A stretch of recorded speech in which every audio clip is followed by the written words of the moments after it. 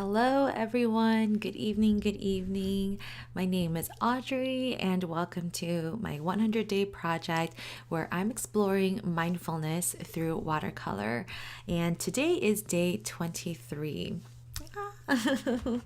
I've been filling out this little sketchbook, and I'm already more than halfway through. I think there's 48 pages in here, and some of the days I did like two-page spreads. So I'm excited to start a new sketchbook probably in the next 2 weeks or so. Yeah. Anyway, I missed you guys yesterday. I know I'm usually live on Mondays, but I had a workshop yesterday and that was actually kind of fun. It was at a restaurant and it was in partnership with a library, but they wanted to do like a sip and paint kind of night and then have it at the restaurant. So it was really chill. It was a very cute spot and last night really reminded me of why I love to teach. And, so just some of the comments and like hearing people say, like, oh, this feels so relaxing, or like, oh my goodness, I finally get it. Like when they have those aha moments is when I realize, like, wow, this is why I love to teach. And this is why I love to teach watercolor. So, yeah, it's good to have those reminders. And I hope for you too, whatever job field you're in, or whatever, task you're doing, or whatever identity, or not identity, but like whatever role you have, whether it's a, mother, father, caregiver, student, teacher, I don't know, banker, I'm just thinking of random roles now. But whatever role you have, I hope you are reminded every now and then of why you're there, because we have to have a purpose in life, right? It might not be to, rid the world of world hunger or anything like that. But even in just the ordinary everyday lives, like having that purpose and being reminded of it every now and then is, at least for me, it's what motivates me. So last night was really nice. Thank you, Linda. Hello. Thank you for missing me. But yeah, the workshop was really cool. So I'm really glad I was there. I have another workshop, I think next week or so. And then it was crazy. Like the workshop, so I usually cap my workshops at 30 people and it like filled up like immediately, which is awesome. But then they had a waiting list of like 37 people. So the coordinator asked me, hey, can we schedule another date for these people on the wait list because it was so popular? So I was like, yeah, let's do it. So so I'll be going back there probably sometime in June. So I'm really happy. I will say that having or trying to teach outdoors with no presentation, with no, document camera like I have here, that's definitely a challenge. But, muscle through it is okay. And I think again, just having those aha moments for those participants was what made me, just want to do it again and not have to worry so much about, oh, I need things to look perfect and be perfect. And that's what this whole project is about too, just kind of letting go of those expectations. And then just showing up and just having a good time. So let's get started with our breathing exercise and we'll start painting. Here we go.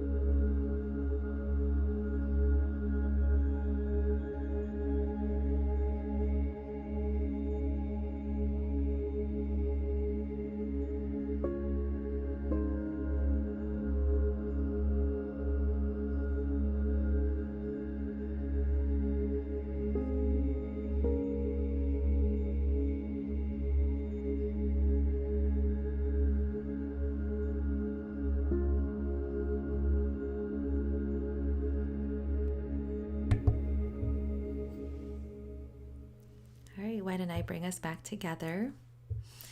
So tonight I'm going to be painting carnations, and as you can see I have this giant vase full of carnations and these were actually left over from my church service on Sunday. We passed out a carnation for every mom in the congregation, and we definitely bought way too many because we had this many left over, and I was like, you know what, I will take them home and paint them. So that's why we're here. Yeah, I love these like soft colors. I like this like soft pink here, and then there's like kind of like a darker, almost like neon pink. I love these two together. And then there's a purple, beautiful, and a red. So we've got at least 4 different colors. I'm not sure how I'm gonna paint it today because I didn't practice or anything like that. I'm just showing up. Oh, you know what? There's like a slightly different pink. Nope, that's the same. Just kidding. This one looks a little bit different. Anyway, so maybe I'll do a set of 5. No, that looks the same. That's okay. Meh. Maybe this lighter pink. We'll just do a set of 5 like this. So anyway, I definitely want to take inspiration from this. And you know, when you paint, like try to take inspiration from real life as much as you can. Like I just planted my vegetable garden, my fruit and vegetable garden, and I'm sure I'll be painting fruits and vegetables over the summer. Tomorrow I'm going to be painting alliums. So alliums are flowers from the onion family. And so if you've ever seen chive flowers, they're like small little purple bursts of flowers. The allium flower is just a much larger version. So the purple bulbs are just a lot bigger. They're sometimes called like globes or something like that. So anyway, yes, I took some photos of my alliums in my garden. I'm not going to cut it, but or maybe I will, because they do die eventually. But anyway, so let's paint some carnations or do whatever you're doing, and let's spend some time painting. Okay, let me just move my mic over to the side. All right. I'm just trying to take it slow and easy today. I'm going to zoom in just a little. I feel like I didn't really get to paint much like over the weekend, so I'm feeling a little bit rusty, just a little bit. But I'm trying to just kind of power through it.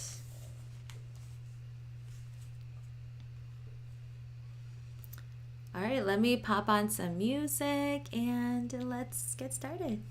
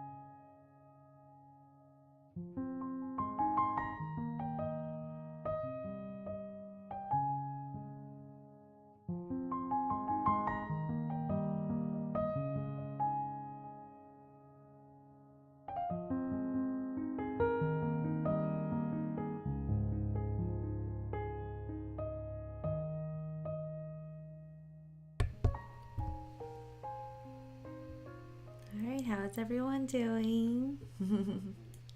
Been painting for a little while. I really like this little set of 5. Yeah. I was getting a little worried because I was like, wait, there's like so many petals on these carnations. So how am I going to paint them all?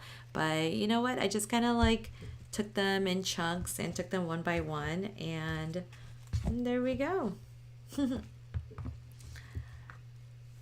I think what helps, like when I'm painting, like intentionally with mindfulness, I'm learning not to get overwhelmed by the details.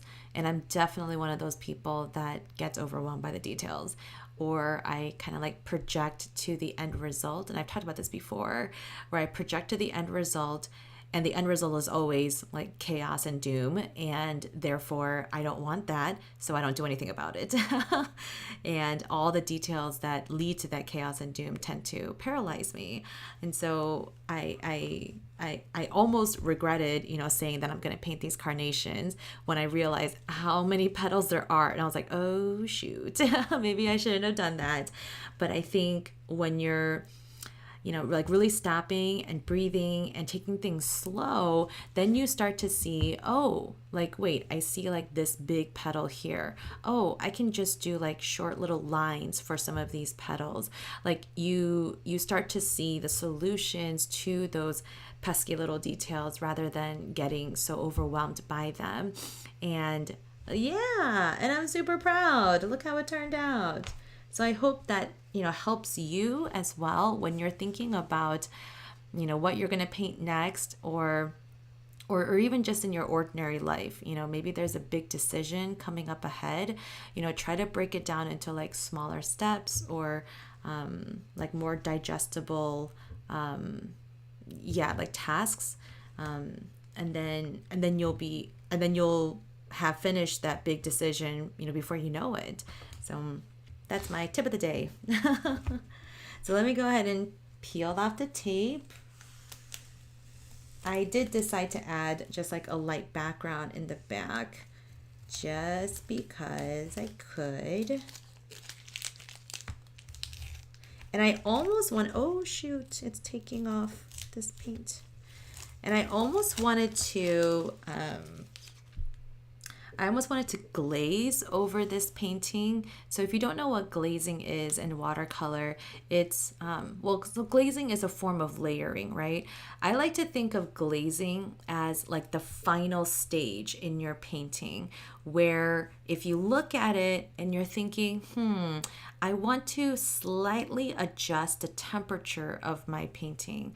So let's say that these purples, for example, this purple carnation, for example, was too blue, right? It was just too blue. It was too cool of a temperature. So if I wanted to warm it up a little bit so that it meshes better with the pinks in here, then I would glaze with a very thin layer of a very light yellow value, like very, very, very. And remember to choose a transparent yellow and not a opaque yellow. So I thought about that, but then I didn't want to get so caught up in painting all the little petals. So that's why I went with a yellowish background and kept it still very light, very transparent. And instead of glazing, I just kind of let the background like meld, so that your eyes kind of do the temperature adjustment for you rather than doing the glazing, if that makes sense. So that's how I like to think of glazing. I know some people use the words glazing and layering interchangeably, and I don't think that's wrong. I think it's just a little bit confusing. I like to think of glazing kind of like when you do pottery, right? And you put that layer of glaze at the very end, right? It's just one layer. Maybe there's multiple layers. I don't know. I don't do pottery, obviously, but it's one of the last things you do, right? You don't do glazing at the beginning of your pottery process, right? It's always at the end. So that's how I like to think of it in the painting too. It's like one of the last things you do to kind of give it a final once over, to kind of, adjust as needed. And you don't have to do it over the whole painting. It could be over like certain parts. So anyway, another tip of the day, watercolor tip of the day.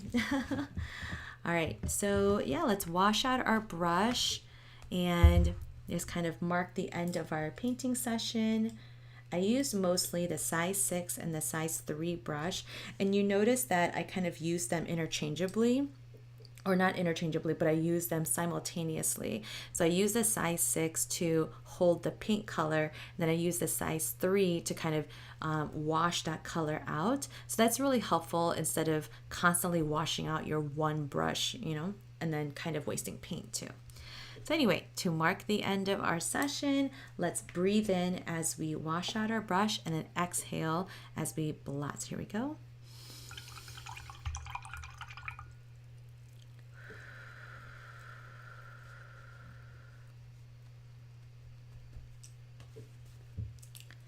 And for you, this, cool down process might be different. Like for example, if you were doing the dishes, then a cool down process for you, instead of washing out your brushes because you don't have anything like that, maybe it's giving a final wipe down of the counter, or maybe it's turning off the lights, or, turning on something else, a humidifier. I don't know, humidifier, not that, air purifier or something, so maybe it's something to kind of signal the end of that task or, thing. So, and then the final thing that we do is just kind of take a look at our work and, say some affirmations to yourself, and just be proud of what you've done today. Here we go.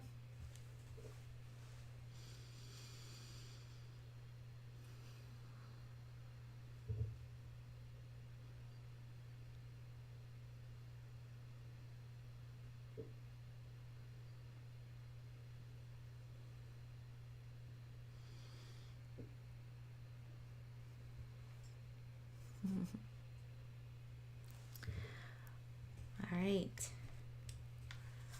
Well, thank you again so much for joining me. I hope you, maybe you learned something, since I kind of talked about a little bit about my watercolor process today. Maybe you're just feeling kind of blah, like maybe this week wasn't off to a great start, and, you're just feeling blah. That's okay too. Tomorrow's a new day. Maybe there will be some wins tomorrow. I will be live tomorrow, Wednesday, May 17th at 8 p.m. Central again. So please join me if you can, and that'll be day 24. And like I said earlier, I'll be painting the allium. So those are the purple, like globe-shaped flowers. So very excited to paint those. I will try to remember to cut them. I only have 3 growing right now. My perennial flowers have definitely dwindled over the years, and I don't know if it's because there are animals eating them, or if it's just because I'm not really taking care of my flower beds. The soil, I'm not adding compost, I'm not mulching properly. I'm not very good at growing flowers. Let's just put it at that. I'm pretty good at growing fruits and vegetables, not necessarily flowers. So I do want to try to change that this coming fall, where I want to try just like digging everything back out and kind of starting from scratch, and then planting bulbs in the fall for the spring. So we'll see how that goes. Anyway, thank you again so much for joining. If you really enjoyed this content and want to support my 100-day project, you can definitely follow me on all my social media handles up here. And if you want to show even more support, you can go to my Ko-fi page over here and leave a tip. If you actually leave a tip during the live stream, then you'll see like a little pop-up, like a little GIF come up. So it's really cute. So yeah, if you happen to catch the live stream and want to support, you can see that little thing come up. It's really cute. Thank you again. Here's the painting in this view. And have a good night. I will see you tomorrow.